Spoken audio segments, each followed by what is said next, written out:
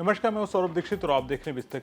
8वें वेतन आयोग को लेकर सरकारी कर्मचारियों के बीच सैलरी बढ़ाने की चर्चा तो खूब हो रही है, लेकिन इस पूरे मामले का एक दूसरा पहलू भी है जो सीधे तौर पर रिटायर्ड सरकारी कर्मचारियों और पेंशनर्स से जुड़ा हुआ है। मामला है पेंशन कम्युटेशन का। पेंशन और कर्मचारी संगठन चाहते हैं कि कम्युटेशन पेंशन की बहाली के लिए मौजूदा 15 साल का इंतजार घटाकर 11 या 12 साल किया जाए। अगर ऐसा होता है तो रिटायरमेंट के बाद कुछ पेंशनर्स को उनकी पूरी पेंशन से पहले वापस मिल सकती है और लंबे वक्त से उन्हें लाखों रुपए का फायदा हो सकता है। लेकिन आखिर पेंशन कम्युटेशन क्या है, 15 साल का नियम क्यों है, कर्मचारी संगठन इसे बदलने की मांग क्यों कर रहे हैं और अगर 11 साल का नियम लागू होता है तो कितने रुपए का फायदा हो सकता है।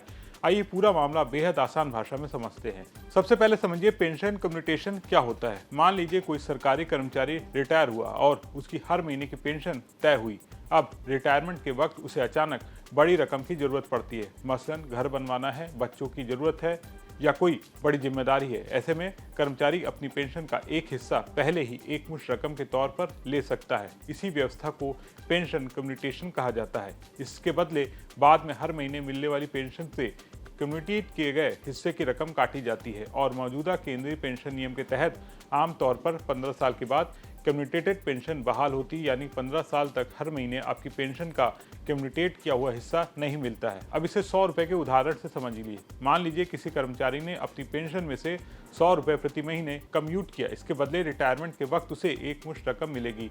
60 या 61 साल की उम्र के आसपास 8.194 के कम्युटेशन फैक्टर के आधार पर 100 रुपए की मासिक कम्युटेशन पेंशन के बदले उसे 9,833 की एक मुश्त रकम बनती है।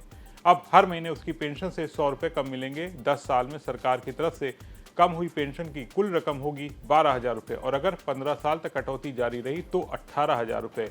यानी पेंशनर संगठन इसी गणित को सामने रखकर कह रहे हैं कि एक मुश्त मिली रकम करीब 10 साल के आसपास की कटौती से रिकवर हो जाती है, लेकिन पेंशन की कटौती 15 साल तक चलती रहती, इसलिए वो बहाली की अवधि कम करने की मांग कर रहे हैं।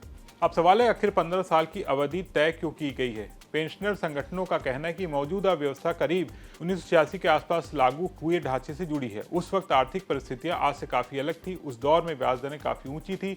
1986 के आसपास संकेतक ब्याज दर करीब 12% बताई जाती है, वहीं हाल के आंकड़ों में ये करीब 7.10% रही है। पेंशनर संगठनों का तर्क है कि जब ब्याज दरों में इतना बदलाव आ चुका है तो 4 दशक पहले के आर्थिक अनुमान के आधार पर आज भी 15 साल की अवधि जारी रखने की समीक्षा नहीं होनी चाहिए। लेकिन सिर्फ ब्याज दर ही नहीं, लोगों की उम्र भी बढ़ी है।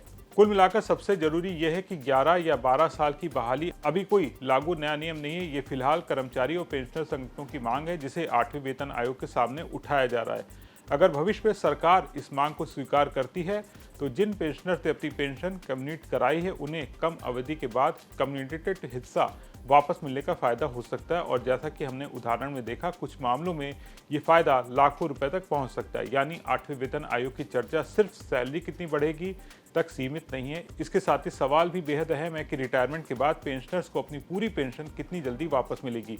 अब देखना होगा कि 8वें वेतन आयोग और सरकार इस मांग पर क्या फैसला लेते हैं। आपके इस पूरे मामले पर क्या सोचना है, कमेंट करके जरूर बताएं और बने रहें बिस्तक के साथ।